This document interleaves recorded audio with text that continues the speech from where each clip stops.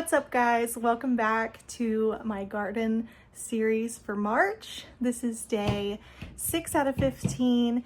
If you're new here, my name is Blythe. I'm gardening in zone 8A in eastern Georgia, and we're doing a garden series for the month of March of all things prepping the garden for planting. So our last frost date here is April 9th. So we are just doing all the things. These videos are just to kind of like show the intensity, the beauty, and the production needed to have a beautiful garden and help us appreciate it even more. Today we are doing something that has been needing to get done for a long time. I've got a tent back here with all of my seedlings, and they're alive. I've been watering them, but I really need to just get everything out and assess what's going on, see what we need to up pot, see what needs some water, see what needs to be moved around, just kind of organize the whole thing because it's a little bit crazy right now, which I'll show you guys in a second. But I've got like this table out here so we can just get everything out at once and just kind of do a quick organization. So let's do it. Whew, I haven't even turned the lights on yet. Go ahead and do that. So here's the setup for the grow tent. I've just got like this little cheap garden greenhouse shelf in here to stack things, and then I've got this light and a few other lights kind of strapped up here. So I'm gonna go ahead, and everything's looking really well, a little bit too well. Probably needs some up potting going on, but I'm gonna go ahead and get everything out and just kind of go back and show you guys everything we have, and then we'll figure out a plan of what we need to do. So yeah.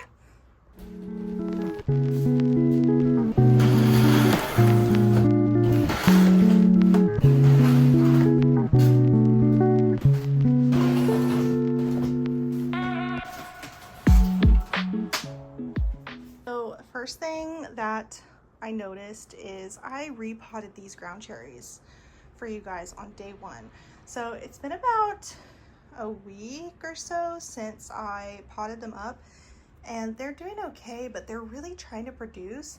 So I'm thinking that maybe the tent is just getting too warm for them right now, or too there's too much of what they need in the tent, which is good and bad. I mean, I started these a little bit too early, but yeah, see, you can see they're trying to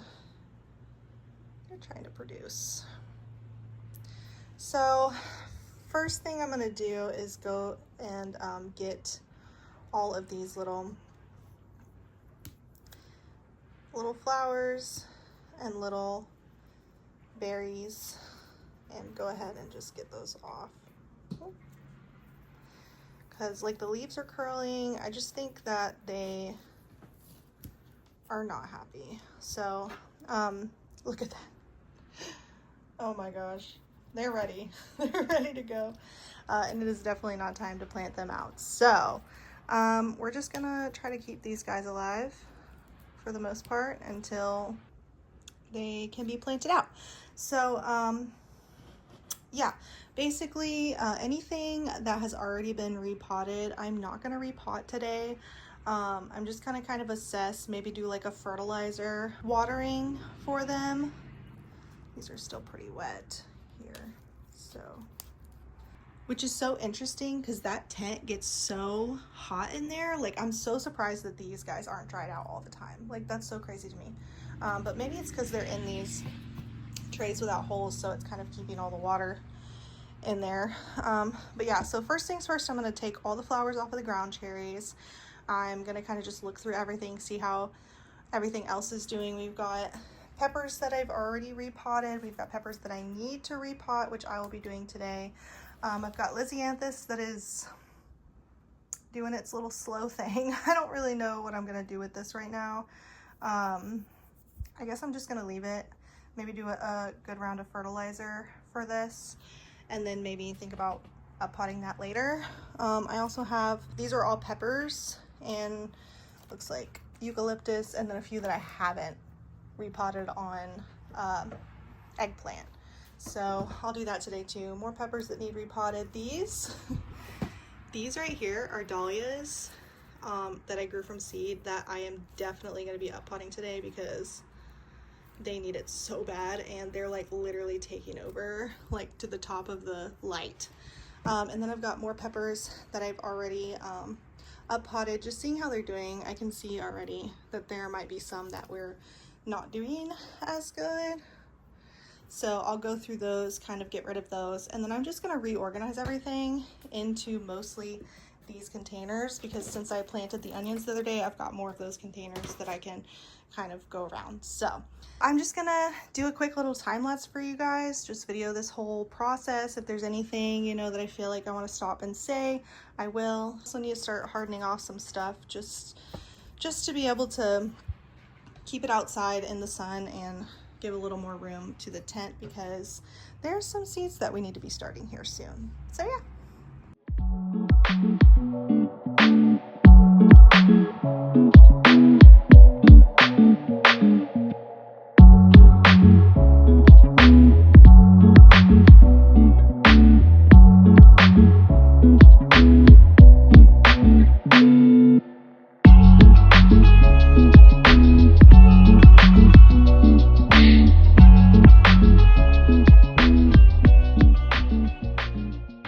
Okay, so I got all of the flowers and the fruit off of the ground cherries, and I thought I would just tell you guys really quickly in case anybody was wondering why I was doing that. The reason that you don't want them to fruit inside is just because it's going to take a lot of the energy away from the leaves and the roots, and what you really want right now is a really good strong plant and root system, so that when you put it outside, it will thrive and produce for you out there. So luckily, from what I understand, ground cherries are indeterminate type plants, and so they don't have a limit on how much they produce, and they will just keep producing. Correct me if I'm wrong, but yeah, from my understanding, that's how it works. So now I'm going to go ahead and start uppotting peppers and dahlias, because I really want to get that done today so that they can start getting acclimated, getting ready to harden them off.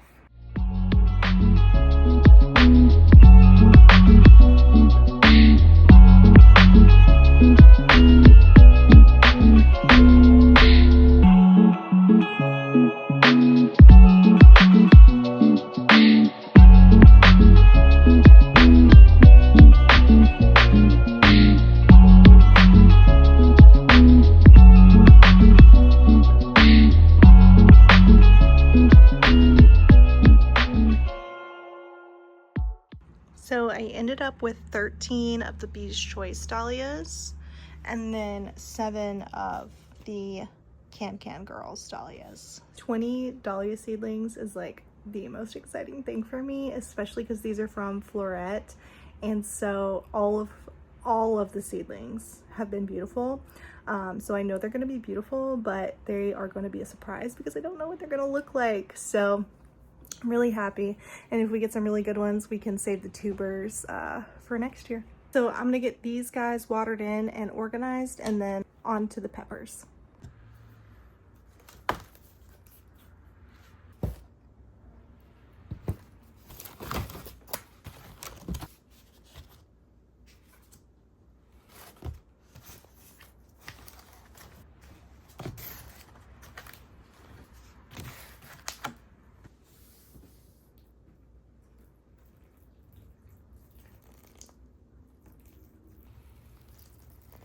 I did do a little bit of fertilizer in the water for these guys. It's been quite a few weeks since they've been fertilized, so hopefully that will just get them nice and transplanted to their new homes and make them happy.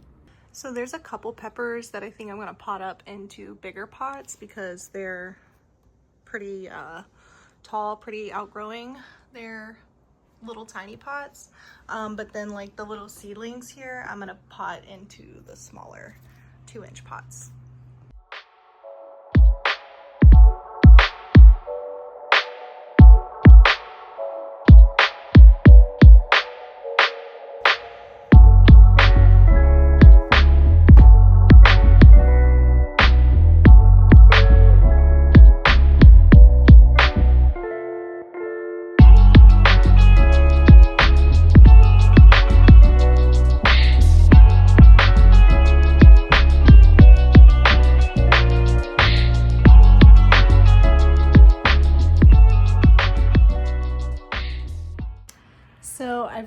everything done. I got everything repotted, up potted, ready and organized to go. You can see it looks so much nicer now. Everything's so organized.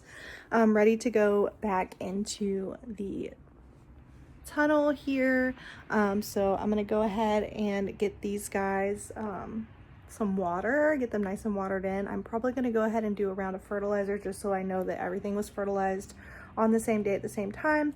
And then I'm gonna put them in the tunnel and then get everything cleaned up.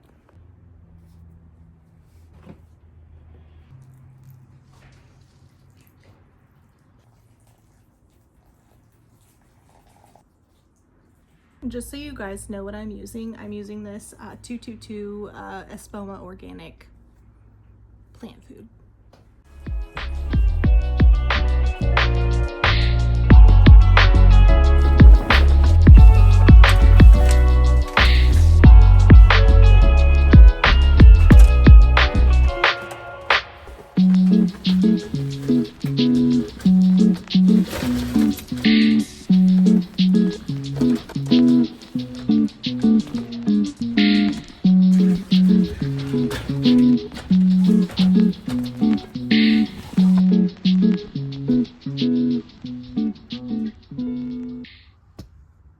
It feels so good to have all of this organized. Got everything repotted, happy, fertilized, and I think you can see, like,